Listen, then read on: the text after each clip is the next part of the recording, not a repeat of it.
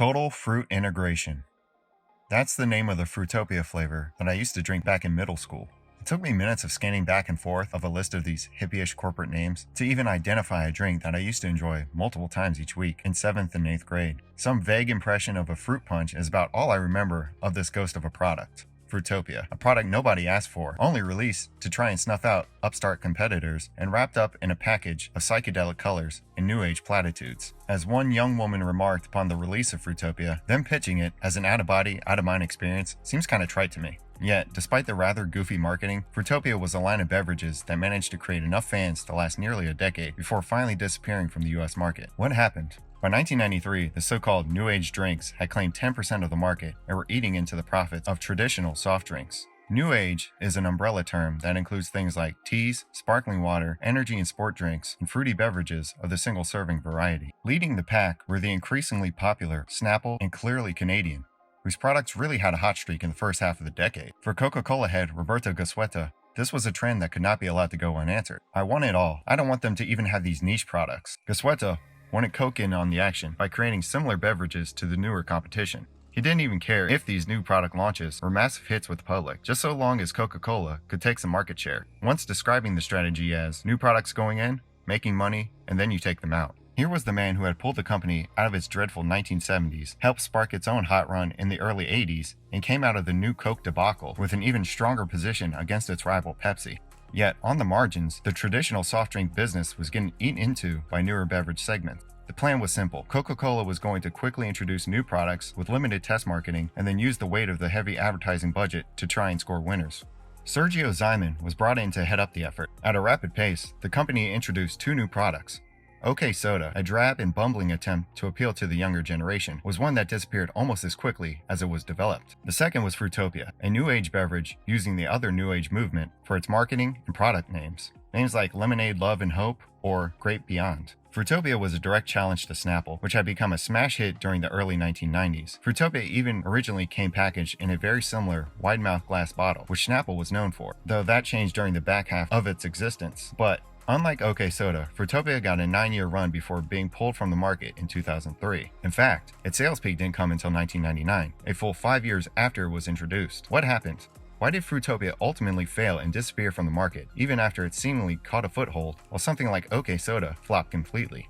One reason was the massive changes in leadership at Coca-Cola during the 9-year lifespan of Fruitopia. Roberto Gosueta died in 1997 and was replaced in the CEO role by Doug Ivester. Ivester was pushed out of the company in 2000 in favor of Douglas Daft. Also, Sergio Zyman was no longer involved in the company. Thus, the three men who were around for the early 1990s push of newer products like Fruitopia were all no longer there to continue the idea, even if they had still wanted to. Three different leaders pursuing their own strategies for success was hardly a recipe for much long-term attention for the juice beverage, even as it still grew in popularity. However, the problems for Fruitopia really started in the first year, even when it had a major advertising push and the full support of the leadership. In 1994, its revenue was just $24.6 million when compared to Snapple's $135 million total.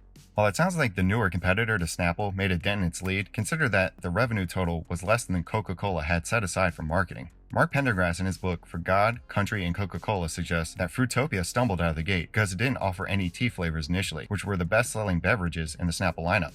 Even in its 1995 annual report, Coca-Cola was already downplaying the role of new age beverages in its selection of products, while simultaneously still pushing Fruitopia. Quote, alternative beverages, by comparison, represent a tiny portion of our overall sales, and that's not likely to change. We're determined never to get caught in the trap of chasing the fad of the month, but we will put the full weight of our resources behind any emerging trend that will contribute positively to our overall growth. Fruitopia, for example, continues to excel, as does Powerade. By 1996, Coca-Cola had already decided that Fruitopia wouldn't be advertised during the summer, nor for the following one, and that the beverage would be up for review to even continue existing.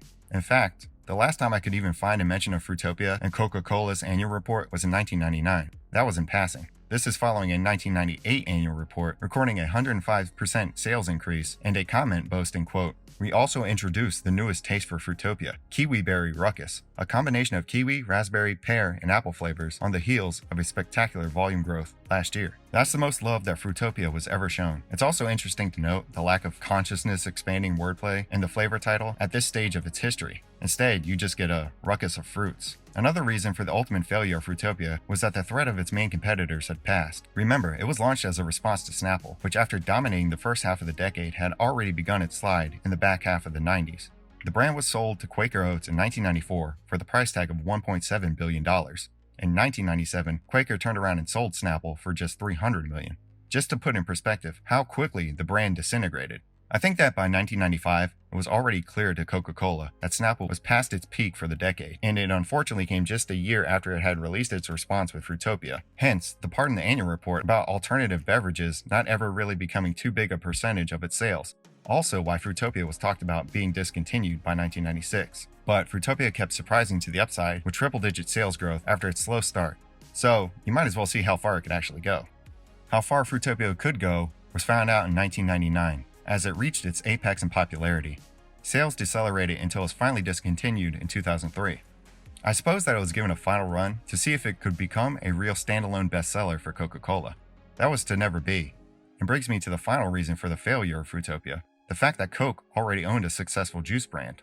Minute Maid was the company's main juice brand. Really, Fruitopia was a sub-label under the umbrella of the Minute Maid arm of the corporation. Minute Maid's orange juice and fruit punch offerings already outsold the Fruitopia flavors, so it made sense for Coca-Cola to discontinue the line and fold in the four most popular flavors under the Minute Maid banner. Strawberry Passion, Tropical Citrus, Berry Kiwi, Raspberry Lemonade all made the cut, while the rest of the New Age themed drinks faded away into vending machine history. Probably a fitting end for a drink which was launched quickly, stuck around longer than its trippy marketing could sustain, and now still sort of exists under a new label. Oh, and somewhat in Australia and Canada, apparently.